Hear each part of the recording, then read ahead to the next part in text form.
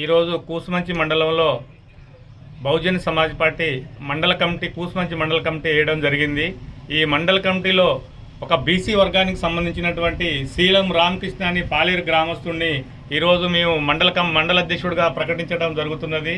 ఎందుకనగా ఈ బహుజన్ సమాజ్ పార్టీ అంటేనే ఇది బీసీల పార్టీ, ఎస్సీల పార్టీ కాదు, ఇది బీసీల పార్టీ. బీసీలకి పెద్ద ప్రాధాన్యత ఇచ్చే జాతీయ పార్టీ అయినటువంటి బీసీ సోదరులు ఇది గమనించుకొని మన బహుజన్ సమాజ్ పార్టీకి అందరూ కూడా చేయూతనిచ్చి బహుజన్ సమాజ్ పార్టీని ఆదరించవలసిందిగా పాలేరు అసెంబ్లీ అధ్యక్షుడిగా నేను బీసీ సోదరులకి కోరుతున్నాను. ఎందుకంటే అన్ని పార్టీల్లో ఉన్న వాళ్ళు మిగతా పార్టీలకి ఈ బహుజన్ సమాజ్ పార్టీకి ఒకటే తేడా. ఎందుకంటే ఇది సామాజిక న్యాయం, ఎవరి వాటా వాళ్ళ ప్రకారం స్థానాల ప్రకారం వాళ్ళ వాటా ఇచ్చే పార్టీ జాతీయ పార్టీ బహుజన్ సమాజ్ పార్టీ.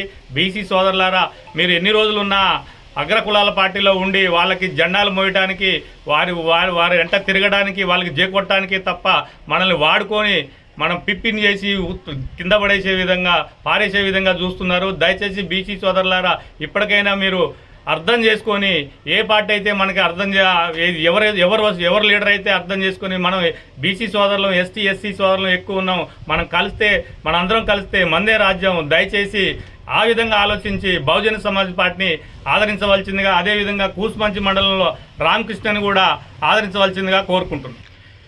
గత అసెంబ్లీ ఎన్నికల్లో 2023 అసెంబ్లీ ఎన్నికల్లో ఆర్ఎస్ ప్రవీణ్ కుమార్ తెలంగాణ రాష్ట్ర బీఎస్పీ అధ్యక్షుడిగా పనిచేశాడు.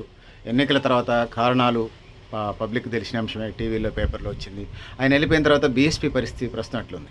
బీఎస్పీ పరిస్థితి వాస్తవానికి ఆర్ఎస్ ప్రవీణ్ కుమార్ వచ్చిన తర్వాతనే బీఎస్పీకి 1% ఓట్లు తగ్గాయని. ఎందుకు అంటే ఆయనను నమ్ముకొని చాలామంది కూడా బీఎస్పీ నుంచి బీసీ వర్గాలకి ఏ విధంగా అయితే స్థానాలు ఇవ్వాలో ఆ విధంగా సంస్కృత స్థానం కల్పించిండు.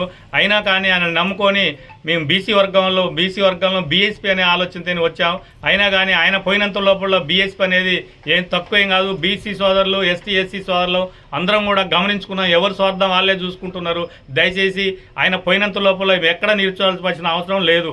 బీఎస్పీ అనేది బహుజన సమాజ్ పార్టీని గుర్తిస్తుంది. అందరు గుండెల్లో బీఎస్పీ అనేది ఉంటుందని నేను కోరుకుంటున్నాను. స్వేరు అంత కమిటీ లేదంట కదా బీఎస్పీ పార్టీ తెలంగాణ రాష్ట్రంలో, నిజమేనా?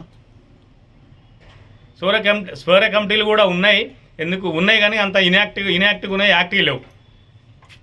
సో ఓకే, భవిష్యత్తులో తెలంగాణలో బీజేపీ పుంజుకుంటుందంటారా?